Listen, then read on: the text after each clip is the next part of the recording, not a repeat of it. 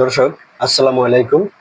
ইরাকের প্রেসিডেন্ট সাদ্দাম হোসেনকে প্রকাশ্যে ফাঁসি দেওয়া হয়েছিল এবং তার বিচার কার্যক্রমগুলো জনগণের সামনে উন্মুক্ত করা হয়েছিল। জনগণ সেসব বিচার কার্যক্রমগুলো দেখেছে।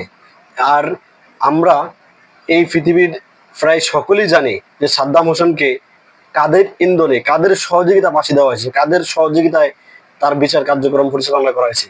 ঠিক তেমনি বাংলাদেশের যে অভ্যুত্থান ঘটেছে, তথাকথিত অভ্যুত্থান, এই অভ্যুত্থানটাও কাদের ইন্ধন হয়েছে, কারা সলা পরামর্শ দিয়েছে, কারা ডোনেট করেছে, এটা এই দেশবাসীর কাছে এখন আয়নার মতো পরিষ্কার।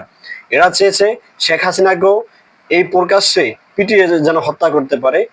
সেটা না করতে পেরে আজকে বিচারিক কার্যক্রম জনগণের সামনে উন্মুক্ত করে দিয়েছে, লাইভ প্রচার করেছে। তারা এই শেখ হাসিনার রায়টাকেও তারা প্রকাশ্যে ঘোষণা করবে বলে আমার ধারণা।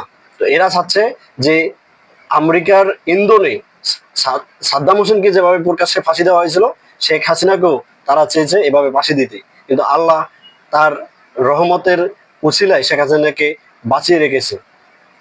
সে ভারতে আশ্রয় নিয়েছে, না হলে তারা সাদ্দাম হোসেনের মতো, সাদ্দাম হোসেনকে তো ফাঁসি দিতে পারছে, কিন্তু শেখ হাসিনাকে ফাঁসির আর বাকি রাখতো না, পিটিয়েই মেরে ফেলতো এই জঙ্গি গোষ্ঠীগুলা।